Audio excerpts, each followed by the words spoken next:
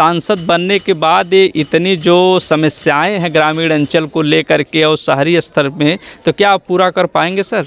बिल्कुल हम लोग पूरा करेंगे। जनता वहीं की वहीं रहती है। कोई भी नेता मंत्री किसी भी पार्टी का चुनाव जीतता है, जनता की समस्याओं का समाधान नहीं होता। की घटना में मदद करना हो, चाहे किसी घायल नौजवान के लिए चंदा जुटाने की बात हो, इलाके में पुस्तकालय। भारत की क्रांतिकारी मजदूर पार्टी मित्र सेन जी हमारे साथ हैं, से हम जानेंगे कि संत कबीर नगर चुनाव सांसद यहाँ के बनने वाले हैं और एक बार इन्होंने चुनाव लड़ा लेकिन सही नहीं होने के कारण फिर तैयारियां लगातार, क्योंकि अगर कहा जाता है ना संघर्ष ही जीवन है। भाई साहब बहुत संघर्षशील हैं और हमेशा संघर्ष करते आए हैं। में इसका भारत की क्रांतिकारी मजदूर पार्टी इसी से चुनाव लड़ते हैं। कहीं ना कहीं अगर देखा जाए तो ये जो है एक निर्दलीय मान लिया जाए या जो इस पार्टी के विशेष रूप से मान लिया जाए और हर जगह अपना सहयोग योगदान, जो आर्थिक मदद हो या लोगों को बिजली पानी सड़क मुहैया कराने की बात हो, हर जगह ये पहुंचते भी हैं और एक बार इनको तो मुकदमा भी हो गया, जेल भी गए, उसके बाद छूट कर भी आए, लेकिन अपना संघर्ष इन्होंने छोड़ा नहीं।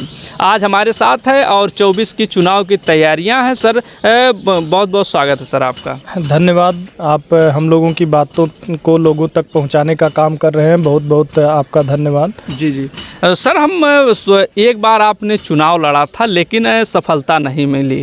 कहीं ना कहीं देखा जाए संघर्ष ही जीवन है, लेकिन आप संघर्ष करते रहते निरंतर। आपकी खबर कहीं कहीं देखा जाए तो गरीब तक स्वास्थ्य की लेकर के बात हो, आर्थिक मदद की बात हो, लेकिन अब सामने चुनाव है, इसकी लड़ने की आप बात कर रहे हैं, तो क्या थीम है सर? आप कैसे आप उसकी तैयारियां कर रहे हैं? चुनाव हार जीत तो लगी रहती है, लेकिन आज जो चुनाव का पूरा माहौल है और जिस तरीके से बहुत सारी पार्टियां चुनाव में भागीदारी करती हैं, उनका बस मकसद ये रहता है कि केवल चुनाव के समय बड़े बड़े वादे किए जाते हैं, जाति धर्म के नाम पे लोगों से वोट मांगा जाता है, बहुत सारे करोड़ों अरबों रुपए खर्च किए जाते हैं, लेकिन जो जनता की दुख तकलीफ़ें हैं, जो बदहाली हैं, वो उसी रूप में रहती हैं।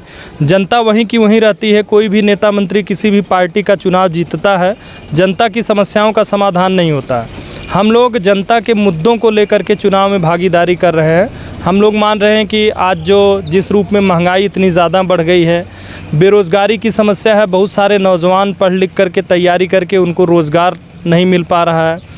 इसके अलावा हम लोग मुद्दा है कि स्वास्थ्य सेवाएं इलाके में बदहाल हैं, बहुत सारे जो अस्पताल हैं वहाँ पे डॉक्टरों की कमी है काफ़ी, और जांच उपकरण की व्यवस्था नहीं है। कई अस्पताल ऐसे हैं जो कि उनका निर्माण हो चुका है लेकिन अभी वो संचालित नहीं हो चुका है।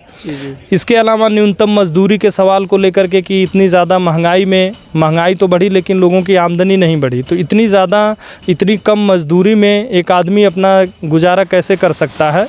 तो हम लोग जनता के मुद्दों को लेकर के संघर्ष कर रहे हैं और इन्हीं मुद्दों को लेकर के हम लोग चुनाव में भागीदारी कर रहे हैं कि अगर हम लोग चुनाव जीतते हैं तो और बेहतर तरीके से इन तमाम योजनाओं को हम लोग इलाके में लागू करवाएंगे और फिर बहुत सारा जो संघर्ष है उसको हम लोग आगे ले जाएंगे। जी जी देखा जाए तो यहाँ पर सांसदीय क्षेत्र के इस समय जो सत्ताधारी पार्टी है हावी है, लेकिन प्रवीण निषाद जी यहाँ के सांसद हैं।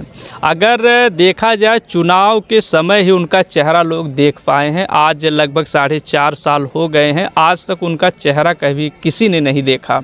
तो क्या कहना चाहेंगे सर इसको लेकर के? देखिए, किसी भी जनप्रतिनिधि का काम होता है कि वह जनता का सेवक है जी। और जनता का सेवक का मतलब कि जनता के सामने जो भी कुछ समस्या आ रही उसका निराकरण करना, नहीं निराकरण कर पाना तो संघर्ष करना, इलाके में जगह जगह कम से कम कार्यालय बनाना जहां पे लोग अपनी जो तमाम दिक्कत परेशानी है जाके बता सकें। लेकिन ऐसा चाहे कोई भी सांसद यहाँ पे जीता हो ऐसा कुछ नहीं मिलता है। 5 साल तक वो गायब रहते हैं। जब चुनाव आता है इसके बाद फिर वही बात आ जाते हैं वोट मांगने के लिए, केवल उनको जनता की समस्याओं से कोई मतलब नहीं रहता है। तो ऐसी स्थिति में हम लोग कह रहे हैं कि ऐसे लोगों को चुना जाए जो इलाके की समस्याओं को लेकर के संघर्ष कर रहे हों, लड़ रहे हों, जो आवाज़ उठा रहे हों, ऐसे लोगों को वोट दिया जाए तो आपके मुद्दे आगे जाएंगे, आपकी जो तमाम दिक्कत परेशानी है, बुनियादी समस्याएं हैं वो दूर दूर करने का प्रयास किया जाएगा। तो जनप्रतिनिधि का मतलब यही होता है कि इलाके में वो बने रहें और जनता की समस्याओं को, बिजली, पानी, सड़क, आवास, भ्रष्टाचार, जो भी समस्या है उनका निराकरण करें जी। लेकिन ऐसा नहीं हो रहा है। तो 24 में चुनाव नज़दीक है, सभी देखा है, सपा, बसपा, भाजपा सभी पार्टियां लगी हुई हैं, कुछ निर्दलीय भी लगे हुए हैं। आप भारत की क्रांतिकारी मजदूर पार्टी से लड़ने वाले हैं, तो क्या योजनाएं हैं? देखिए, चुनाव में हम लोग पहले भी बताए हैं कि हम लोग जनता के मुद्दों को लेकर के चुनाव में भागीदारी करेंगे जी।